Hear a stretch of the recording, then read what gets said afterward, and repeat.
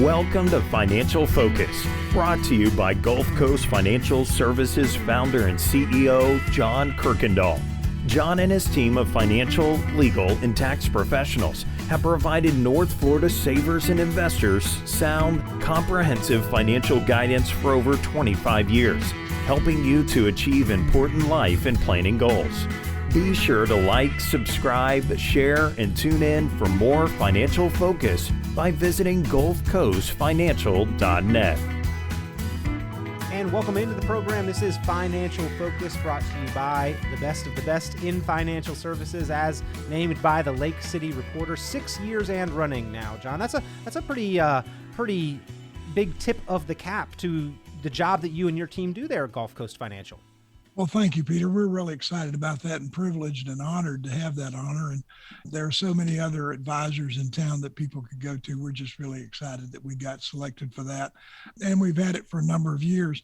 Just kind of goes to the dedicated staff I've got that take care of all the people that come in. We go above and beyond if we can. I mean, you know, we call Social Security, we call Medicare, we work you through your problems. We try to do everything we can to eliminate and to help the client and the people coming in get through life. It isn't easy. I often said that retirement would be easy, but there's nothing easy about retirement because everything is more difficult for some reason. And it seems like just about the time you get everything situated with Social Security or Medicare, some blip happens and you got to go back and fight again. You know, I wish I'd have known. I wish somebody would have told me before I was 65, all the things that I know now that we're trying to impart on our clients and the people we deal with. It's just amazing to me, the lack of knowledge we had 7, 8 years ago.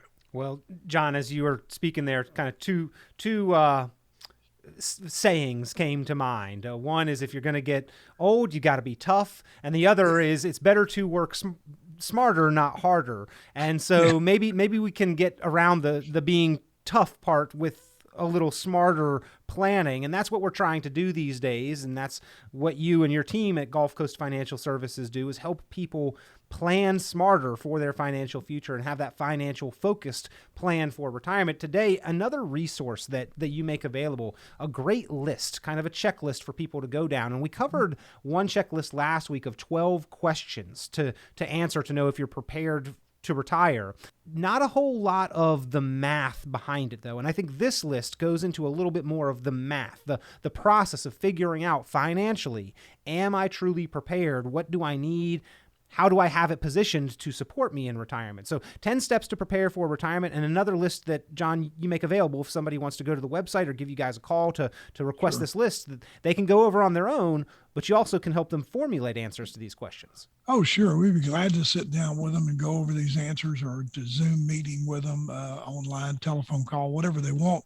Certainly, sometimes it helps just to have somebody kind of help you walk through this thing. But, you know, the first one where it talks about number one was define your budget. And what we're looking at there, Peter, is we're taking our anticipated monthly expenses with a line item budget.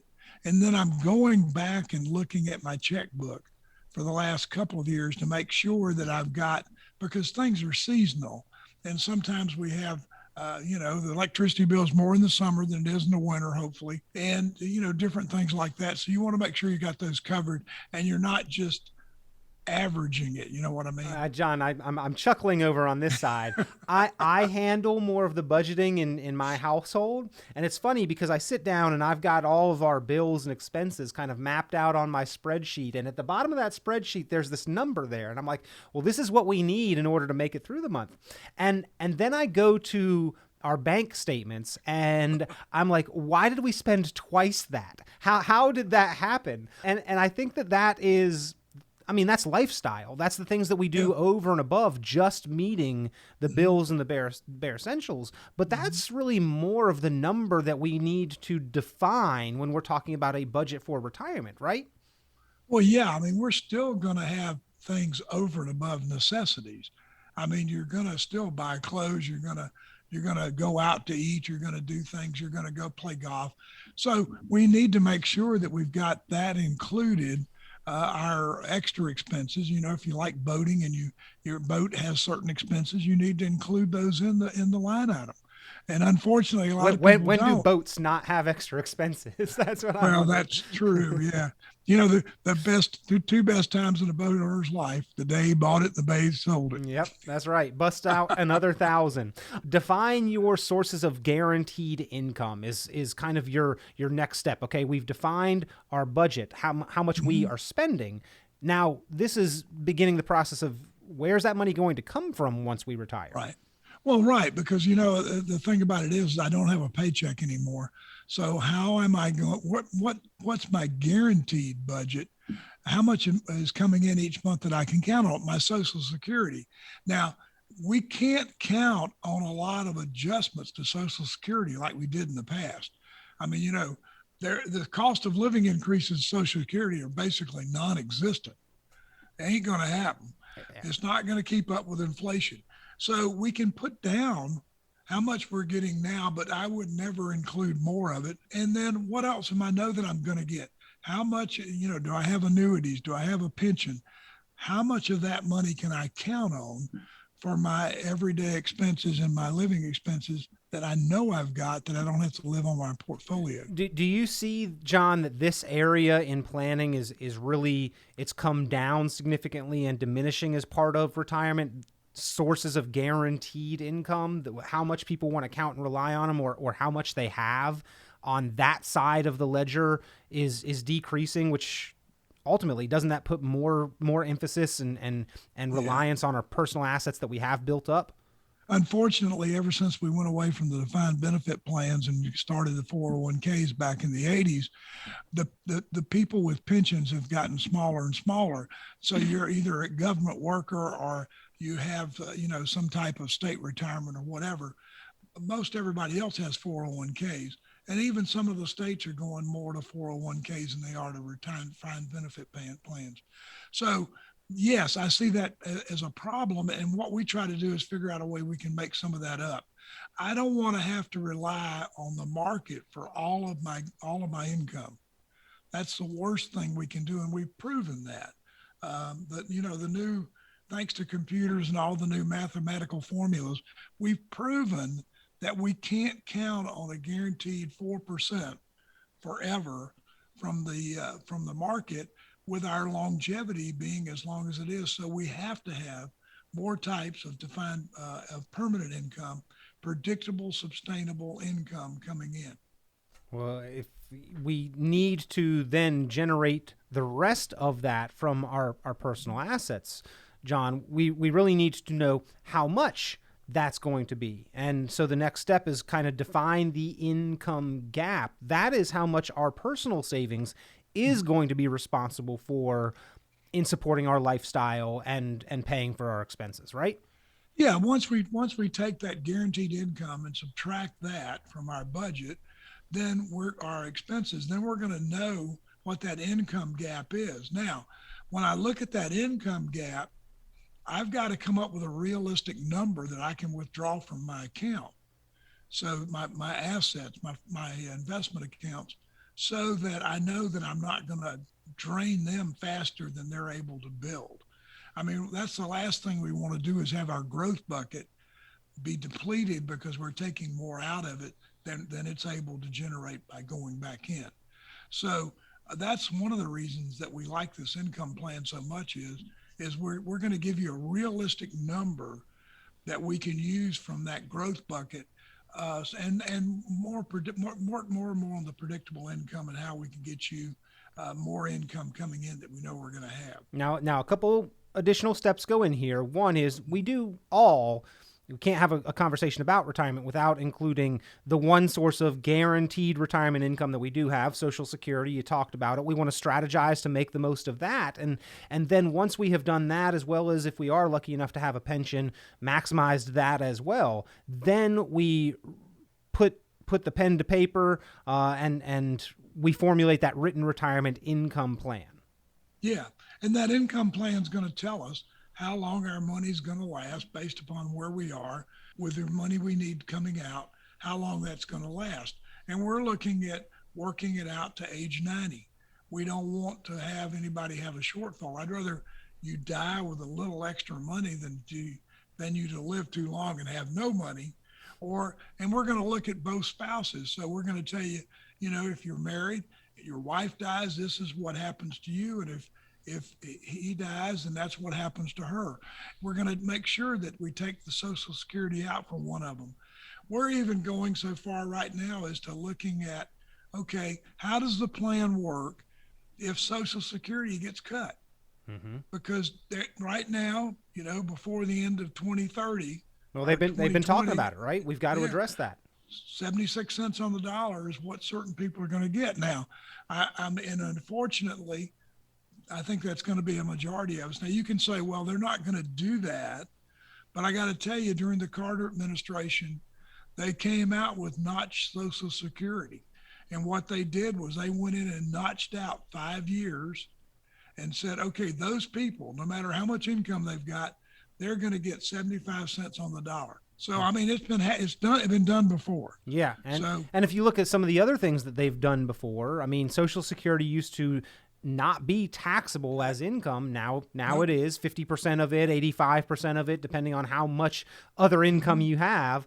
They could easily just make it 100% taxable. Sure. Full retirement age used to be 65. Now it's 67. They could certainly move that up. These are things that they have done before. If they've done them before, I have to believe, John, that they're kind of pre-inclined that these are the solutions that we have available to us. Let's just do that again. So, yeah. Well, you got to remember, we're living longer, so people are able to work a little longer than we used to. So you remember back in the old days when you reached 65, if you worked for a corporation, you had to leave. That was your exit date. And I remember my father-in-law, he got to be 65 and they had a big retirement party for him. And it wasn't an option. Well, do you want to go or, are you ready? It was, okay, here's the door. Here's your gold watch and, we'll see you later. So I can see them changing the full retirement age to 72 or maybe even 75. There's some talk about, stretching the minimum distributions to 75 now instead of 72. So I can see Social Security kind of going with that.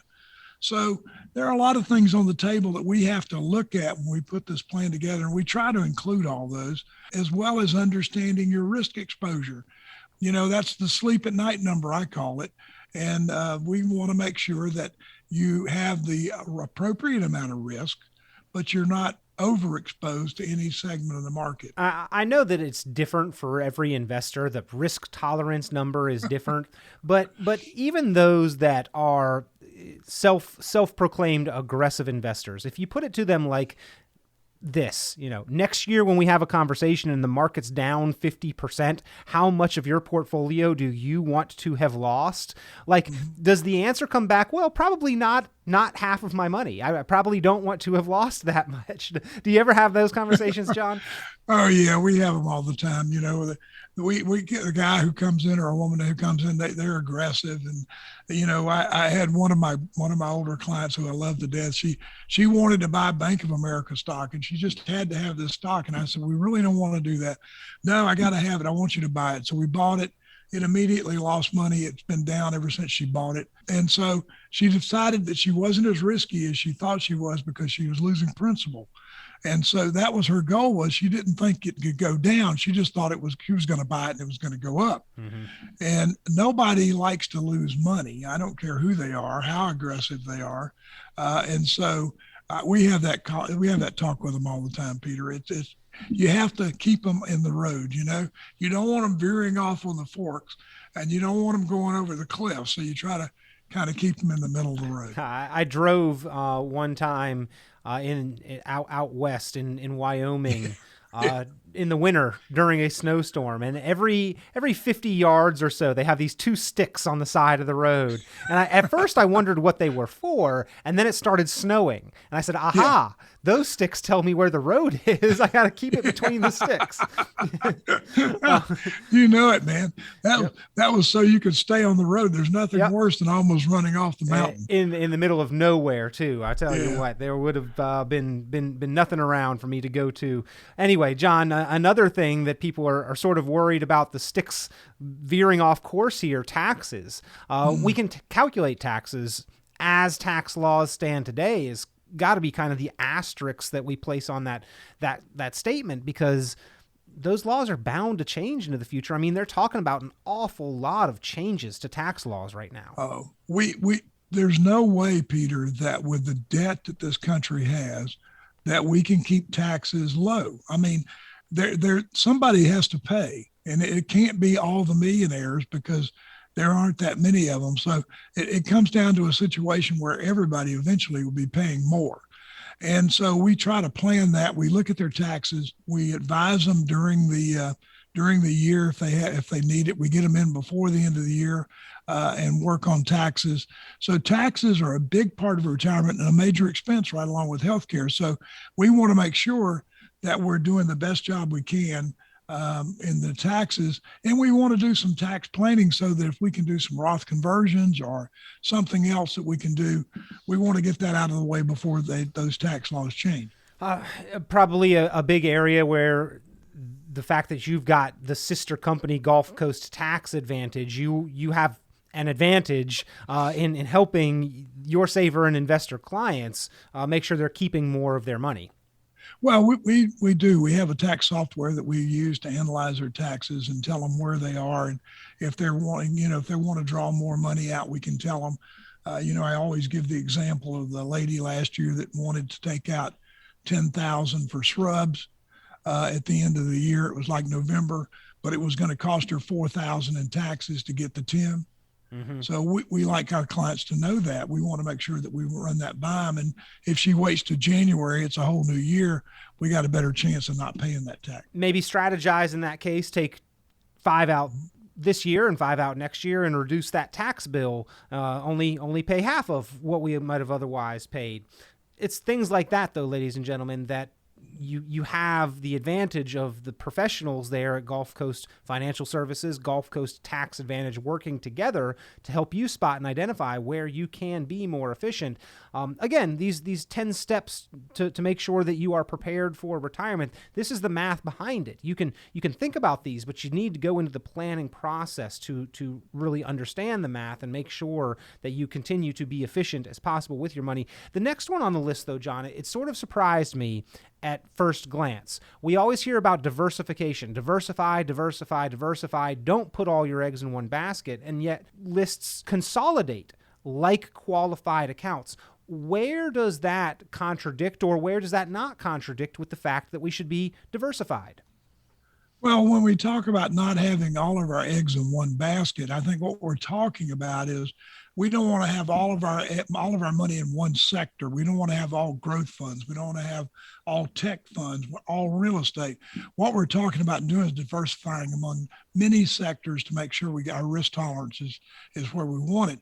When we're talking about consolidating, what we're doing is we're taking these accounts that are somewhere else that the fees may be higher on, and also the ones that you're not watching and you're not monitoring, and we're bringing those into a pool.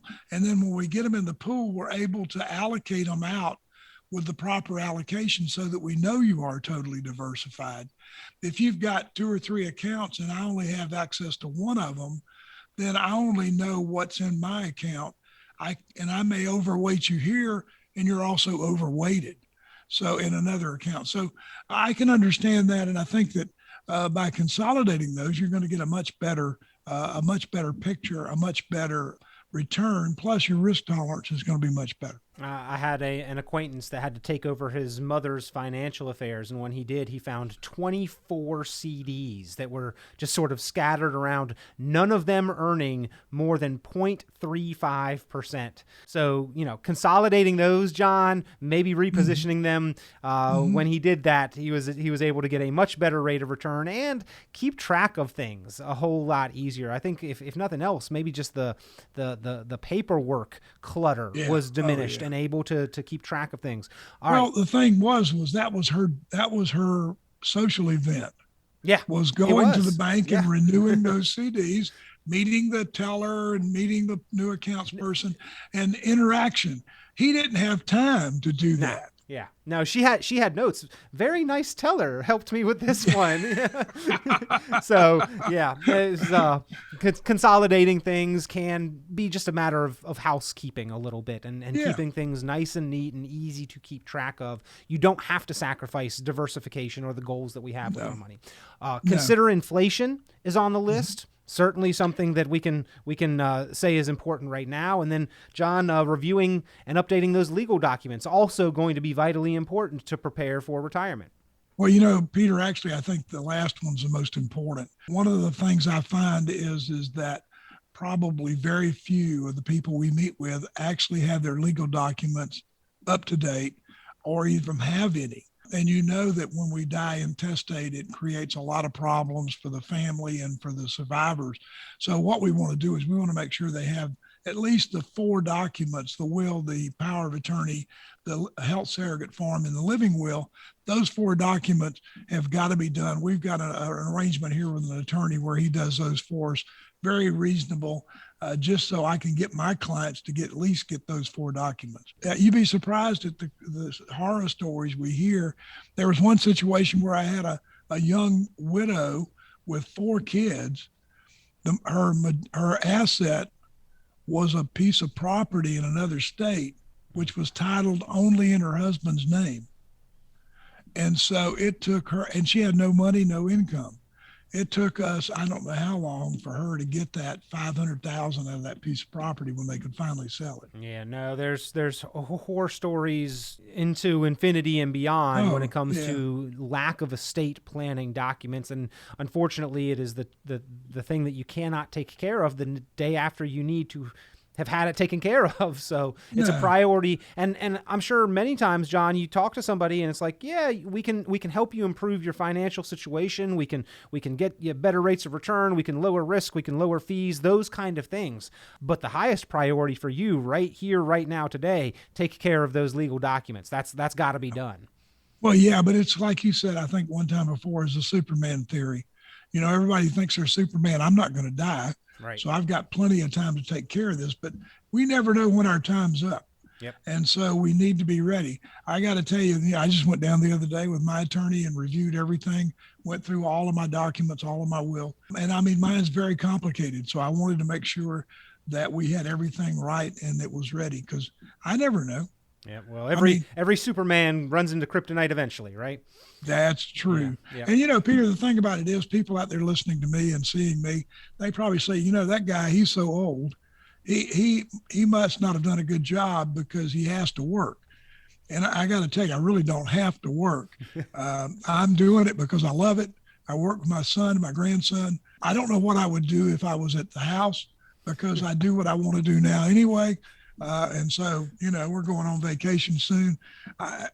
It's a great life. I love it. And I do it as more of a mission than anything else. I could quit anytime I wanted to. It's your family time there. You've created a bit of a legacy there within the business, passing it on generationally. I think that's a fantastic thing. And we've talked about before, retirement's not for everyone. And John, in your case, maybe not for you, at least not right now. Not right now. All right. Well, this list, I think, for those who are retirement minded, is certainly worth taking a look at, and you can get it by going online, gulfcoastfinancial.net. You can give a call, 386-755-9018. If nothing else, get you thinking about all of the steps that you need to take in order to prepare for retirement. And as always, if you need help with any of those steps, John, you and your team there to provide that assistance. Well, that's right, Peter. We'd be more than happy to. And folks, we'd love for you to get these listed. If you want the financial plan, we'd be glad to work with you. If you want our financial focus book, we'll be glad to send you that. We put that together first of the year, and we'll be glad to send that out to you if you'd like that. Everything around here is financial focus.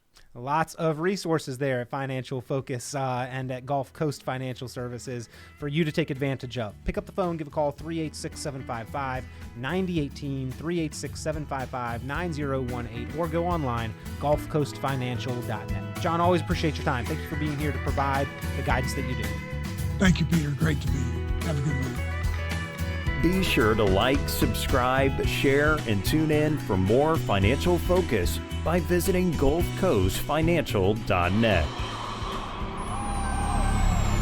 The information presented on this program is provided for informational purposes only, without warranty of accuracy, completeness, or suitability for a particular purpose. This program is not intended to be and does not constitute financial, investment, legal, or tax advice. This information is general in nature and not specific enough to be construed as advice. You should not make any decision based on the information presented on this program without independent consultation with an appropriately licensed professional or competent advisor. Investment in securities or the market involves a potential risk for loss of principal. Trading, therefore, may not be suitable for all listeners. Annuity guarantees are based solely on the financial strength and claims-paying ability of the issuing company. Withdrawals of growth from annuities may be taxable as ordinary income in the year it is taken. Individuals should review contracts for specific details of the product's features and costs. Early withdrawals may subject the owner to penalties, fees, or taxes. Jon Kuykendall is registered with and securities are offered through Kovac Securities Inc., member FINRA SIPC, found online at www.kovacsecurities.com. Advisory services are offered through Gulf Coast Financial Services Inc., a registered investment advisor in Florida. Gulf Coast Financial Services Inc. is not affiliated with Kovac Securities Inc. or Kovac Advisors Inc. Past performance is not indicative of future results. All investing involves risk. Investment decisions should be based on your own goals, time horizon, and tolerance for risk. Due to various factors including changing market conditions and/or applicable laws, the content may no longer be reflective of current opinions or positions.